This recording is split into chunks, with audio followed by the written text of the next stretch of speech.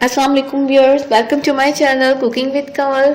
आज व्यूअर्स मैं आपके लिए मज़ेदार से एप्पल और ऑरेंज के मिक्स जैम की रेसिपी लेकर आई हूँ। बहुत मज़े का बनता है, ज़रूर ट्राई कीजिएगा।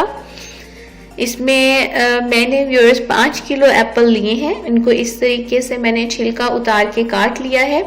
किसी भी शेप में आप काटें, लेकिन ज़रा बारीक काटिएगा ताकि इजीली वो पक जाएं, सॉफ्ट हो जाएं। मैं इन्हें 3 मिनट के लिए कुकर में डालकर सीटी चलाऊंगी। हाफ इसके अंदर मैं ऑरेंज जूस डाल दूंगी। 2.5 किलो ऑरेंज का मैंने जूस लिया है।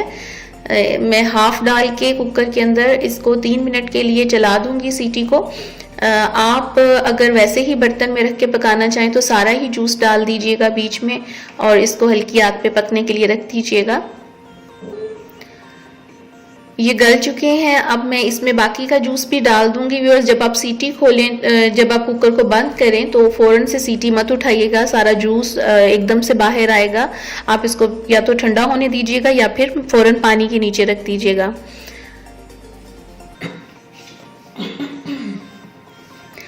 ये मैं इसको एक स्टील के बर्तन में ट्रांसफर कर चुकी हूँ और इसमें मैं बाकी का जूस भी डाल दूंगी और इसको पकने के लिए रख दूंगी। साथ ही मैं इसमें चीनी भी डाल दूंगी। 5 किलो एप्पल हैं, 2.5 किलो ऑरेंजेस लिए मैंने, उनका जूस निकाला और 2.5 किलो ही मैं इसमें चीनी डाल रही हूँ। चीनी आप इसी हिसाब से डालेंगे जिस हिसाब से आपके फ्रूट की खटाई होगी। मैंने ये ग्रीन कलर के जूस वाले एप्पल लिए हैं। ये कुछ खट्टे होते हैं, हल्के हल्का इनमें खटाई होती है। और ये ऑरेंजेस भी क्योंकि अभी फ्रेश आए हैं, नए नए ऑरेंजेस का मौसम स्टार्ट हुआ है, तो ये खट्टे हैं, तो इसलिए मैं 2.5 किलो चीनी इसमें डाल रही हूँ।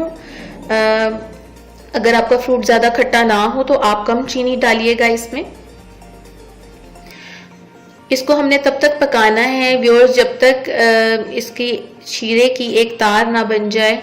जब इसकी एक तार बन जाएगी और इसके ऊपर एक अच्छा सा शाइन आ जाएगा तो हमारा जैम जो है वो तैयार हो जाएगा। आप इसको बर्तन के किनारे पे शीरे को डाल के देखिएगा।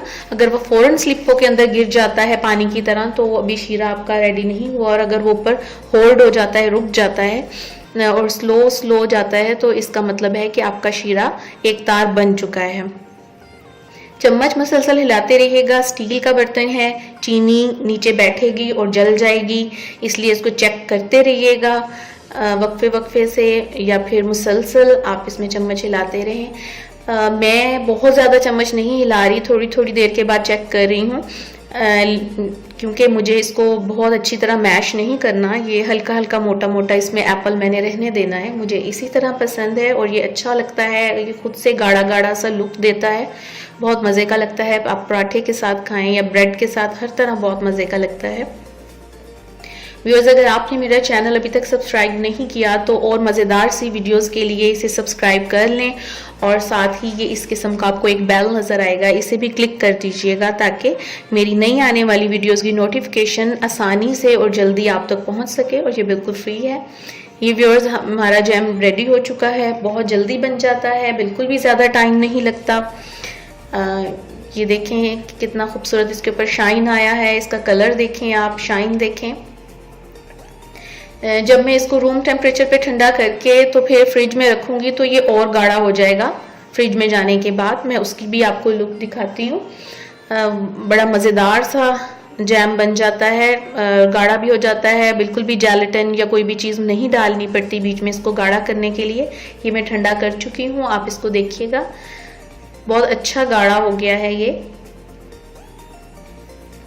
और जो मज़ा घर के जैम का है वो बाजार के जैम का बिल्कुल भी नहीं है। आप ये देखें, बहुत मज़े का लगता है। मुंह में एप्पल का एक अच्छा सा टेस्ट आता है, ऑरेंज का टेस्ट आता है, बहुत मज़े का लगता है। मैं व्यूअर्स आपको अपनी आइंदा आने वाली वीडियोस में और भी बहुत से मज़ेदार से फ्रूट्स के जैम बनाने सिखाऊंगी।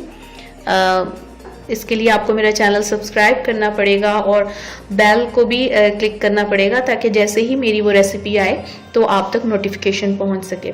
आप इस जैम को आसानी से फ्रिज में रख के काफ़ी टाइम तक चला सकते हैं। ये बिल्कुल भी ख़राब नहीं होता, बहुत टाइम चल जाता है। मैं तो ये हाफ़ फ्रीज़र में रख दूंगी और हाफ़ मैं इसको फ्रिज में यूज़ करती रहूँगी। जब मैं ये ख़त्म हो जाएगा तो मैं फ्रीज़र से वो बाकी का जैम निकाल के उसको यूज़ कर लूँगी। लेकिन अगर आप इसको ज़्यादा अरसे के लिए सेव करना चाहते हैं तो प्रिजर्वर मिलता है मार्केट से, पाउडर होता है वो आप अपने फ्रूट की क्वांटिटी बताकर ले आएं और उसको इसमें डाल के आप पकते हुए जैम में 10 मिनट के लिए आप इसको पका लें तो ये आपका सेफ हो जाएगा ज़्यादा अरसे के लिए।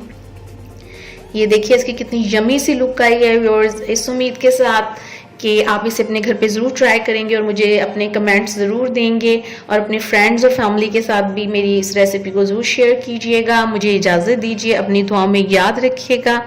अल्लाह हाफिज़।